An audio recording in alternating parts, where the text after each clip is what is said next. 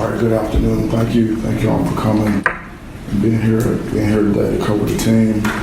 Like I said on Saturday night, I was proud of our team's effort against Western Kentucky.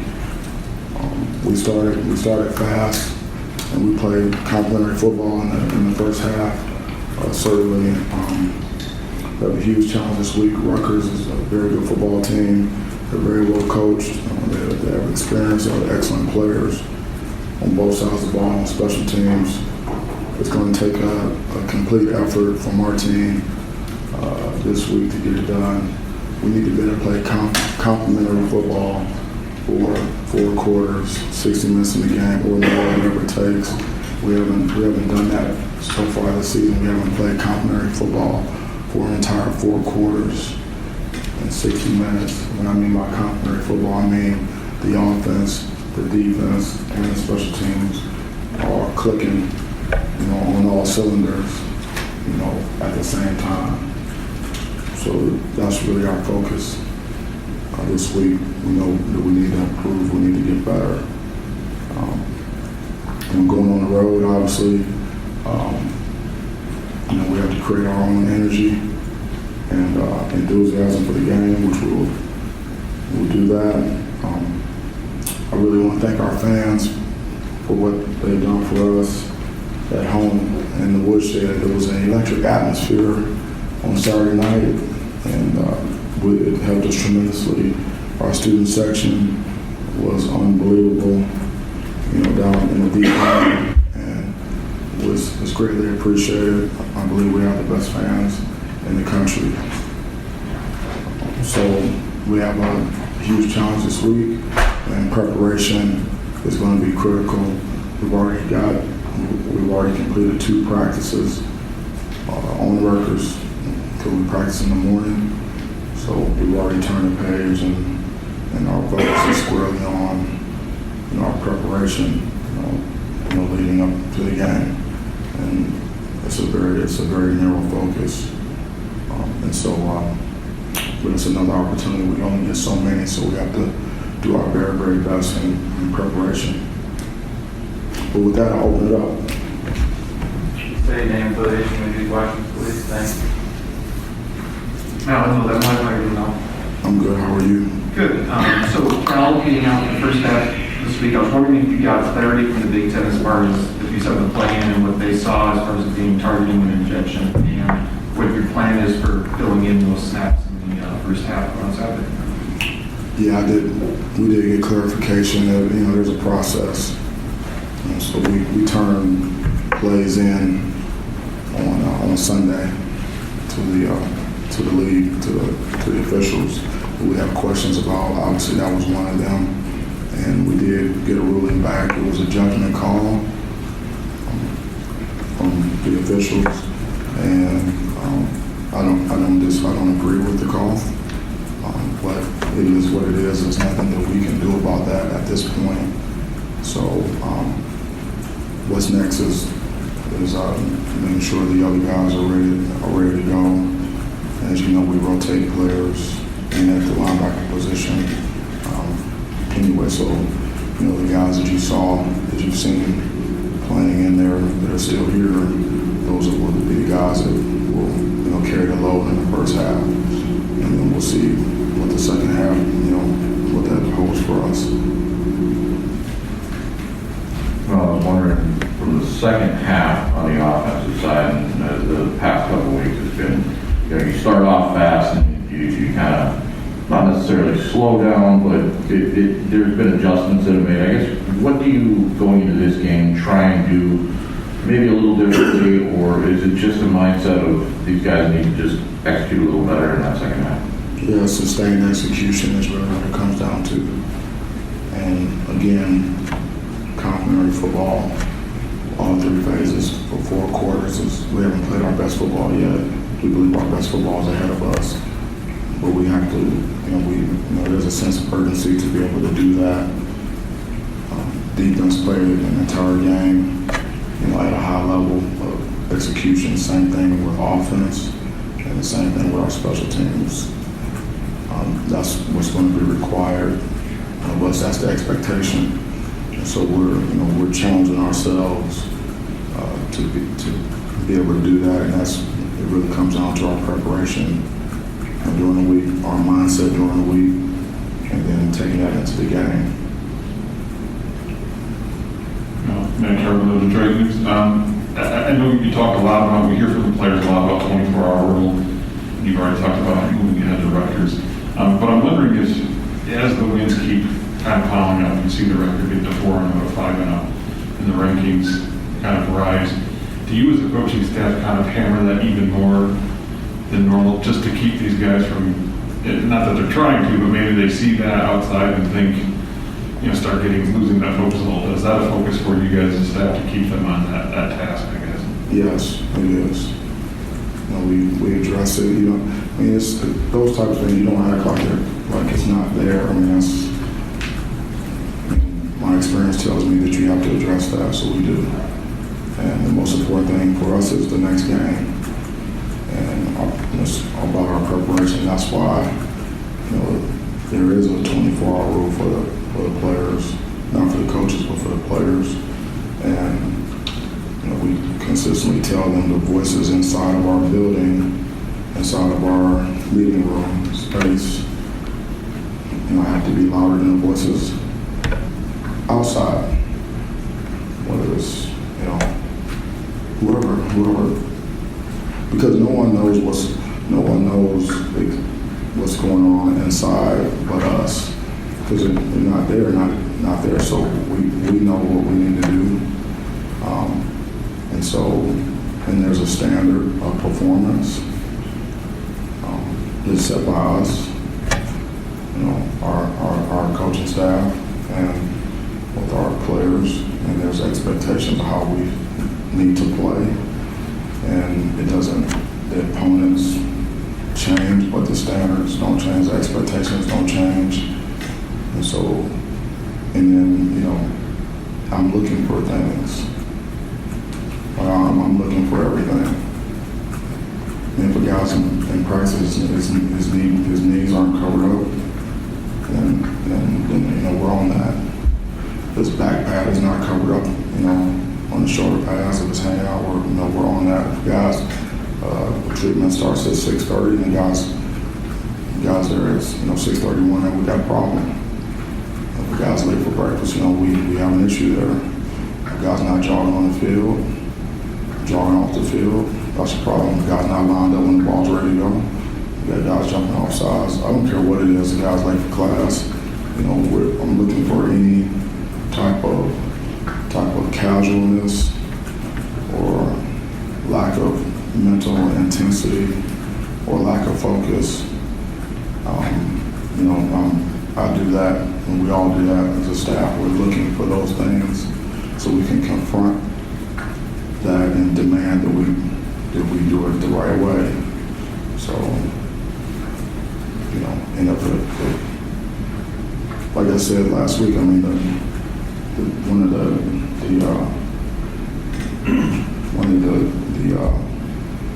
most challenging jobs as a coach is to make sure that your players show up to play. You got to get guys you have to get them to show up to play, not just show up, but show up ready to play every week. And they have to show up to practice every day. Every time we have something, whether it's a meeting or it's a practice, it's a game, our guys have to show up ready to work, ready to go, ready to execute, ready to do whatever is required. It is not based upon how anyone feels. It's based on what needs to get done. And again, based upon the discussions of the things that we talk about inside our building, I don't think that anyone on our team would feel like that we've arrived anywhere. And if anyone does feel that way, then that's on me. But I'm not going to allow that. Jack Edling, the drive and press pass. Mel, Rutgers played well enough, especially in the second half, where it could have won at Michigan. Last week got blown out by Ohio State at home. But what stands out to you about Greg's team, and what's the biggest difference this year from the first team you faced at Michigan State? What's the difference between their team this year and the team we played a year ago? Yeah, and what stands out to you about this year's team? I mean, Greg's a great coach, and he's hard-nosed, he's disciplined, his guys play hard, and he's always coached that way, and he's known for getting the most out of his players. And so, you know, they've got one more year experience, you know, in his program and in his culture, obviously, and they've got good players, and you know, he's got them on the program that he wants them on, and you can see that on the field that, you know, their program is progressing, and that's to be expected. I mean, that's why he's there. I got two things for Fred Human, TV10. Yeah, Fred. One at a time. You talk about rotating linebackers. You rotate linebackers, you rotate D linemen, O linemen, DBs. Is that rotation thing a coaching philosophy of yours? Is that a byproduct of this roster? Is it a way to keep everyone engaged, or is that just modern day football? Well, you typically rotate the D-line, keep guys fresh. You just want to make sure in critical situations you have the guys on the field that you want on the field. Whatever that is, it could be a 2-minute situation or whatever. You want to make sure you got the right guys out there for the situation. You know, when you're talking about the other positions, it's based on production and practice. That's really what it is, and whatever the player earns in practice, then he gets in the game. You know, and there's no guarantees on how much anyone's going to play. You know, we don't promise anyone playing time at any position. There's no entitlement. There's no. You have to earn it, and it's based upon production. We watch all the film, you know, in practice, offense, defense, and special teams, and then we divvy out the reps, you know, during the week based upon injuries or production or whatever, and then we rotate guys, in the game, you know, how we based on the plan, because we talk about how we're going to play the players, you know, before the game starts, and then we make adjustments as we go based on how guys are playing, what we're getting, you know, or injuries or things like that. The other thing is Mark D'Antonio has been very visible. He's been on your sidelines. I believe he traveled to Miami with you. Yeah. A lot of his recruits are key players for you. Have you formed a bond with him? Do you talk to him a lot? Well, I've known Mark since 1997. We worked together for 5 years, so we've always had a relationship. We have a good relationship. We have not just friendship, but professional relationship as well. Well, Grant, Science State General, wondering what you've seen from Peyton as you start. First of all, the response this week after he struggled in the second half the previous week, and then also as you start to look at his progression to this point in the season, as you get toward the midpoint, what you like, what you still want to see from him? Well, he's comes down to execution, and just like any other position, he's got to do what he's coached to do and do it to the best of his ability, and take what's there and make sure he's making the right reads and making good decisions, and judgment and experience always helps. As you gain more experience, you see more looks, you see more things, and if you're diligent about getting better and intent about improving, then you should get better. And I think that's what you're seeing. You're seeing a player developing, and because of the work that he's putting in, and Coach Johnson's doing an outstanding job with him, and he's got good players around him. He's able to have success out there for us, which is important. He touches the ball on every play. So, I think that's what you see out there. I wasn't surprised that he was able to execute in the game. He had a good week of practice, and it's all about being resilient, and you learn from whatever it was in the past, good or bad, and then you quickly get to neutral and move on to the next deal, whatever that is. The most important thing is what you do next. And so his preparation is excellent, and he practices, with mental intensity and focus, and he's intrinsically motivated, and that's what you're looking for in that position. At every position, actually. Hey, Mel. Stephen Brooks, 24/7 Sports. I wanted to go back to that Rutgers game from last year again, obviously, your first game here. Sort of two parts. Just what do you remember most about that game or that day? And two, when you look back on it to prepare for this game, does it sort of serve as evidence of maybe how far some things have come in your program in a little less than a year here? Yeah, that's a good question. All the questions are good. What I remember most about the game was the seven turnovers, from their side, from their perspective, takeaways. And that was there was 21 points. They scored 21 points off of turnovers, and so ball security, was an issue. That's what I remember the most, and that was the first thing that we showed them on Monday once we turned our attention. Rutgers, was that stat sheet of that game, the play-by-play, like that cover sheet, that first sheet that shows, rushing and passing and third down, all that, and you go down and look at time of possession and look at takeaways and all that. And that's what I remember the most, and give Rutgers great credit. I mean, they beat us. Just watching that show you again, did you see any signs of sort of growth over the course of, it's almost a full calendar year since that game. When you watch that back, can you see some areas where we sort of move this forward as a program? Well, I think we've had in 5 games, I think we've had 3 turnovers. I think we might be +4 or +5 on the year, which is, I don't know where that is, maybe in the top 15 or something in the country. That there's a difference, and that's the biggest difference that I see is in terms of that is taking care of the ball, and I mean that's really 3 too many. And if you look at those 3 takeaways, those 3 turnovers we had, we shouldn't have those. We shouldn't be turning the ball over at all. And it's been a point of emphasis for us since from day one. It's all about the ball. Everyone's out there, because of the ball. Offense is trying to keep in advance and scoring, and the defense is doing everything they can to get it back, take it away, and get it to the offense. That's what it's all about. If you don't take care of football, then you're not going to be very successful. Sam Starr with the State News. I was wondering if you have any update on Elijah Collins. We haven't really heard from for a few weeks now. Yeah, he's working hard to get back.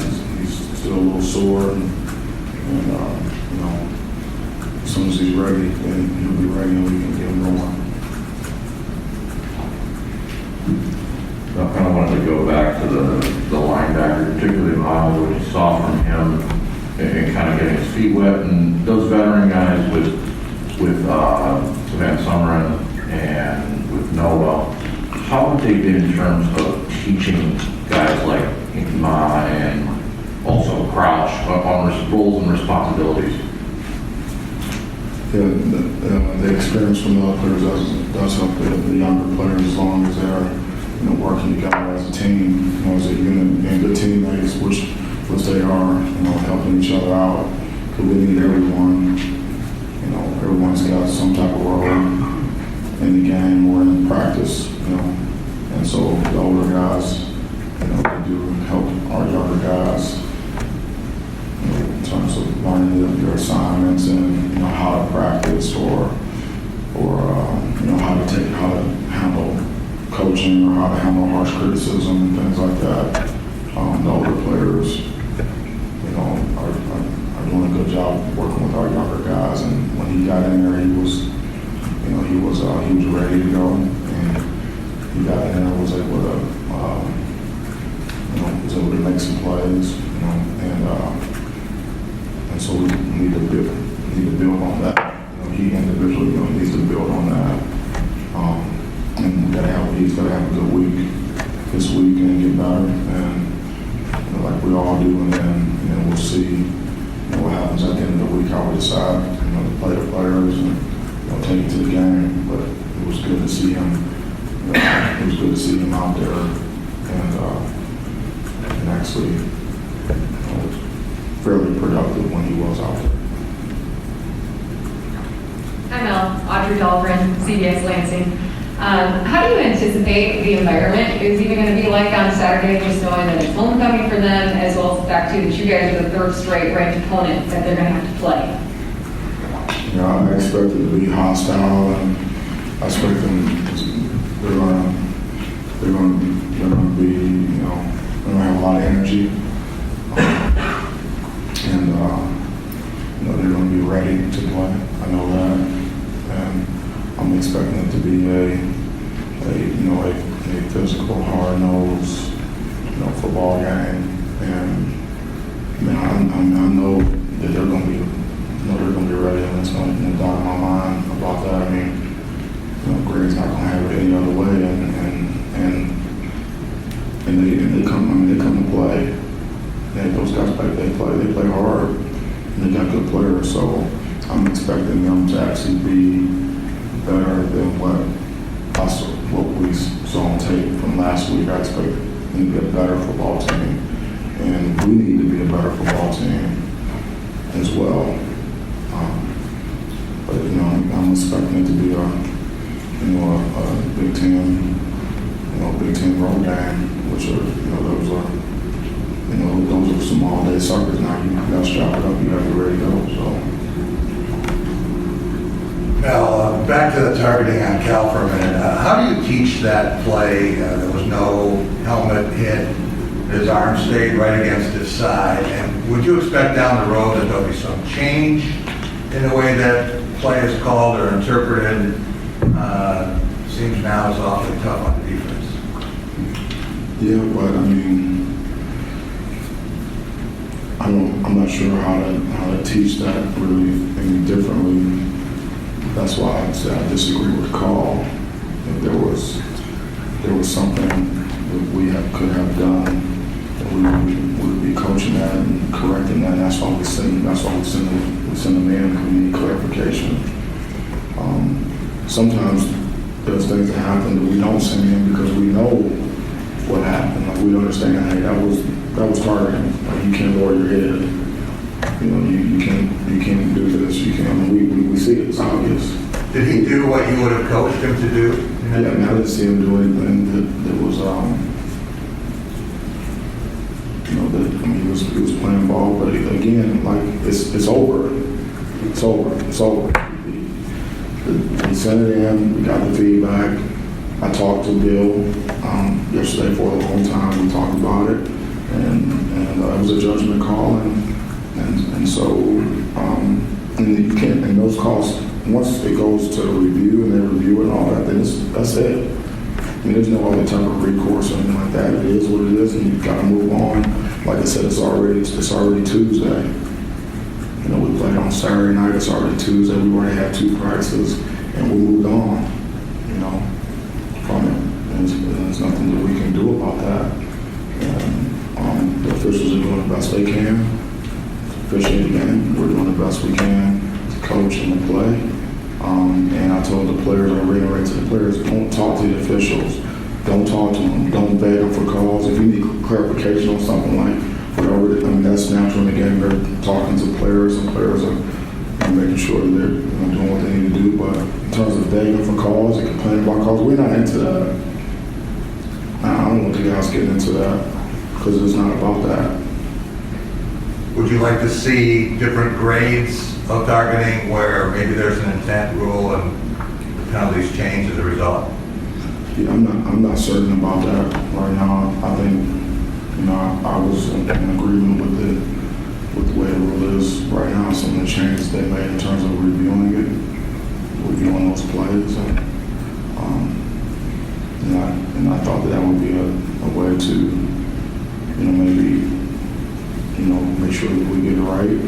when you're talking about ejecting a player and a player missing, that's game, you want to get that right. And so I believe that we're all trying to get it right. And we're coaching, tackling a blow delivery a certain way so that, for player safety reasons, obviously. And then we know how what the intent is, know the rule, and to keep the player safe. And I know the officials are trying to keep the player safe. And sometimes, it happens every week, whether it's, college or pro or, high school games or whatever, there's some calls don't go your way. And that's a part of the game. And it's a human performance business, so sometimes, the ball bounces funny, and sometimes the calls don't go the way you like them to go. And what's most important is what do we do next? And what we do next is, prepare to not have Cal for the first half, and be ready to go in the second half. And that's what's next. There's nothing else to it. And again, like, it's already Tuesday, so I didn't put the call in. I called the sheet back, and I put the call in because I just wanted to make sure that I was clear, and make sure there wasn't anything that I needed to do as a coach to help improve our situation or whatever. And really, based on the feedback I got, there was nothing more that we need to do, and so we just move forward. We have time for two more. Matt and Steve. I know it's already October, but moving the practices from the evening to the morning, I was kind of curious what the thought was behind that, and if you've noticed a difference between guys getting started first thing versus later in the day when they've already had classes done, all this type of stuff. Yeah, I prefer to practice in the morning if possible, with the we can match up with the academics requirements and things like that. And really, there's a lot of positives to it, but really, when you look at it, the players usually going to be done with his tutoring or things like that around 6:30. And he's got the discretionary time to be a college student, and so I think that's important. And so you get them up, they get up early, they have treatment, they eat, so they're going to eat, and then they that they're going to practice, that they're going to be alert and ready to go, and then that they're going to eat afterwards, and then everyone's there, and then everyone's up and they're ready to go to class. And after class, then they do their tutoring or whatever they need to do their studying, and then with the balance of that time, they can get extra work on football, or they can do extra schoolwork, or they can have discretionary time to do whatever they want. When you practice in the afternoon, the players are usually getting up around the same time anyway, because they have to go to class or they have to get a lift in or whatever. And they go to class all day. They have lots. They come in, they get dressed and tape, and then you're starting meetings at 2 something or 3, and you get on the field and you get out there, and by the time you're done with practice and they shower up and they eat, it's much later in the evening, and then they go to their tutoring, counseling, and whatever, studying, and then it's 9:30, and they gotta go again and do it again. So I think it keeps our players fresher and more productive. That's just my opinion, and so that's what I like to do it. And I got used to practicing in the morning in the NFL because they don't have class, so you get everything done in the morning.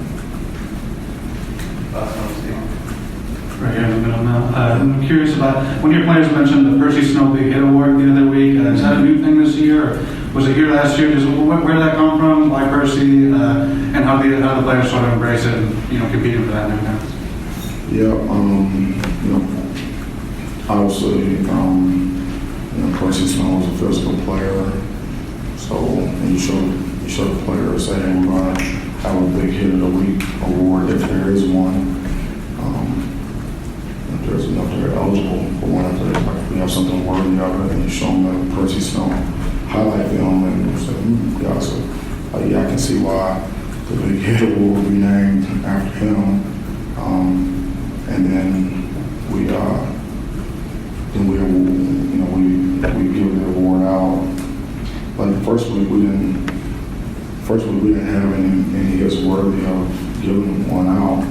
When we were looking, it was like there was nothing worthy of that. You know, we had some tackles and things like that, but we didn't have any like big hits, so we couldn't give it out. But we told them that the award was there, we didn't have anything worthy. And then I think maybe like the next couple of weeks, you know, all the coaches submit to me what they think is a big hit, and then I'll look at it now and make a decision. Okay, we'll award it to this guy. And then in the past couple of weeks, it was really close, so I let the players like I'm going on there like they do like at the Apollo Theater.